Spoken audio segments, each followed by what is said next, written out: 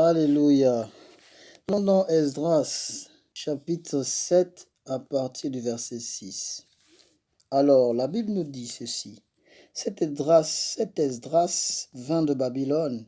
C'était un scribe versé dans la loi de Moïse, donné par l'Éternel au Dieu d'Israël. Et comme la main de l'Éternel, son Dieu, était sur lui, le roi lui accorda tout ce qu'il avait demandé.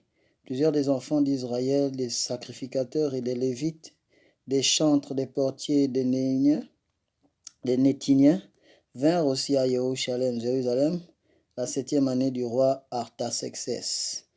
Esdras arriva à Jérusalem au 5e mois de la 7e année du roi. Il était parti de Babylone le premier jour du premier mois et il arriva à Jérusalem le premier jour du 5e mois.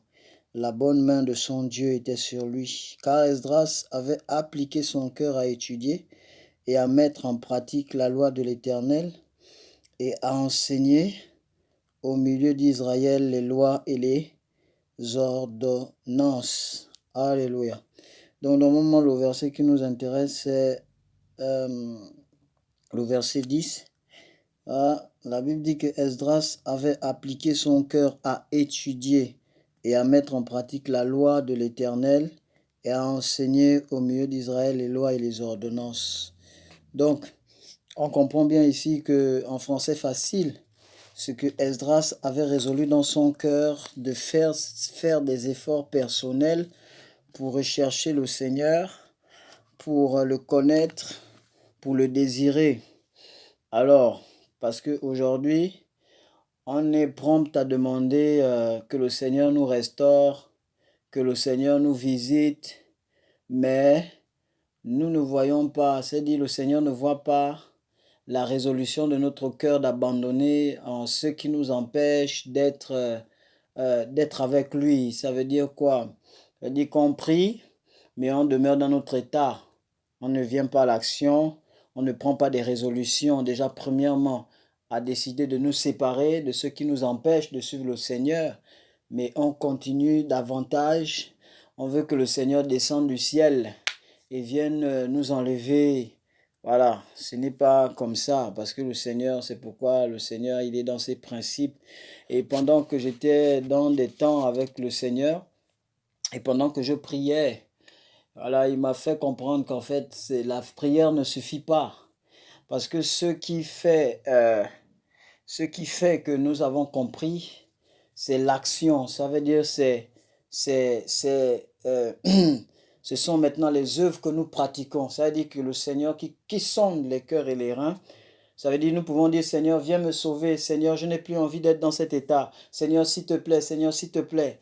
Mais en le faisant, on reste toujours assis, on est tranquille dans notre confort, on est toujours devant la télé, on est toujours en train de regarder les films bizarres, on est toujours en train de convoiter, on est toujours en train de vouloir faire ce qu'on veut faire, mais on prie au Seigneur, viens nous sauver. Il ne viendra jamais nous sauver, parce qu'en vérité, nous n'avons pas résolu dans notre cœur.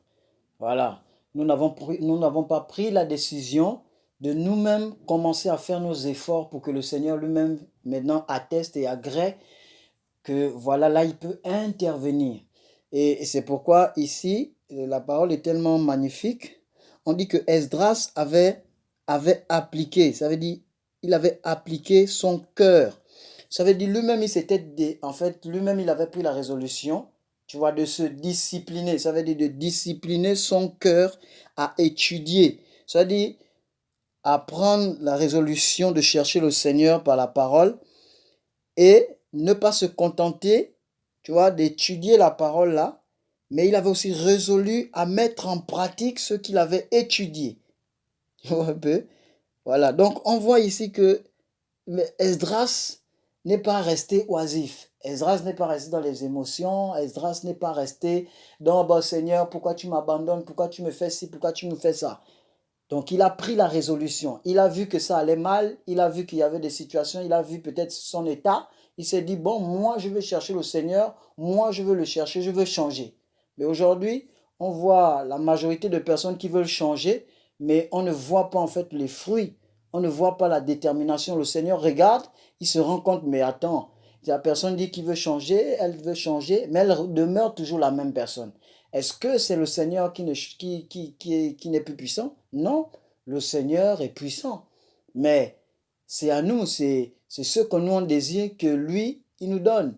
C'est-à-dire que si on désire ne plus être dans une situation mauvaise, méchante, mais il va nous aider à en sortir. Tu vois? Il va nous aider à en sortir. Mais si nous n'avons pas la résolution de nous détourner, on sera toujours dans les mêmes choses. On sera toujours dans le mal, on va toujours tourner, tâtonner, parce que normalement dans notre cœur, il n'y a pas eu un véritable détachement. Voilà, parce que quand le Seigneur allume quelqu'un, ça veut dire que la personne a saisi. Voilà, c'est pourquoi il a dit, venez à moi, vous qui êtes fatigués et chargés. Il n'a pas dit, je viendrai à vous, sur qui vous êtes fatigués. Donc le Seigneur nous enseigne ici que la première personne, c'est-à-dire naturellement, comme il pouvait le dire, la nature ne vous enseigne-t-elle pas? C'est-à-dire, si tu veux du travail, le directeur ne va pas venir cogner chez toi pour te dire, mon ami, donne-moi. Voilà, c'est toi qui prends la résolution parce que tu veux. Donc tu prends la résolution, premièrement, de faire, comment dirais-je, de faire un CV, tu prends la résolution de préparer, et tu prends la résolution aussi de sortir de chez toi. Donc tu te limites pas à préparer un CV, tu prends aussi la résolution de peut-être chercher, de chercher le travail sur Internet, et quand ça ne donne pas là-bas, ben tu prends tes pieds, ou bien voilà, ça veut dire que toi-même tu prends des initiatives. Et on voit que oui, cette personne-là veut du travail, cette personne-là, ça se voit, les fruits se voient. Et quand le Seigneur voit ça, il dit, ben, cette personne ne fait pas semblant. Voilà, voilà, parce que le Seigneur nous connaît. C'est-à-dire, si le Seigneur ne vient pas intervenir dans notre vie, c'est que nous-mêmes, nous ne voulons pas lui laisser intervenir. C'est la réalité. Et c'est vraiment cet encouragement que je tiens déjà à nous donner, parce que on prie tellement, il y a d'autres même qui disent, non mais Seigneur, tu m'as abandonné, Seigneur ceci, Seigneur cela. Non, non, non, non, non. Le Seigneur, il est trop juste. Et son désir, c'est que nous puissions le ressembler, c'est que nous puissions grandir, s'épanouir dans sa présence. Mais s'il voit que, en fait, on le dit simplement des lèvres, mais nos cœurs ne sont pas véritablement déterminés à en sortir, à le rechercher, ben lui aussi c'est un gentleman, il ne viendra pas nous forcer. Voilà, c'est pourquoi il a dit, celui qui me cherche de tout son cœur, de toute son âme et de toutes ses pensées, je me ferai connaître à lui. Et si le Seigneur dit de toute son âme, de toutes ses pensées et tout ça là, ça veut dire que si on cherche le Seigneur pas de tout notre cœur, il ne se fera pas connaître à nous. C'est-à-dire, si on cherche le Seigneur, genre en haut, bon Seigneur, je te bénis, je te rends grâce, tout ça là. Non, Seigneur, tout est accompli. Il ne se fera pas connaître à nous. Parce qu'il dit, si on le cherche, il n'y a pas de distraction. On ne peut pas le chercher, un pied, on est là, on va qu'à nos occupations. Non. Et il est important que nous-mêmes, nous nous examinons et que nous réalisons que, ah ben tiens, si naturellement aujourd'hui, ma vie de prière n'a pas décollé, c'est parce que moi-même, je ne veux pas. Si ma vie de jeûne que j'ai perdue n'est pas restaurée, c'est parce que moi-même aussi, je ne veux pas. Si ma vie d'intimité, ça veut dire la proximité avec le Seigneur, je ne l'ai plus, c'est parce que moi-même, je n'ai pas résolu de renouer contact avec le Seigneur.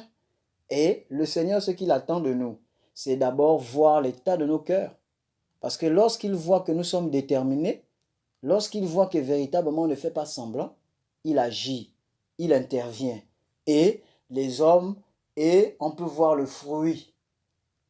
Alléluia.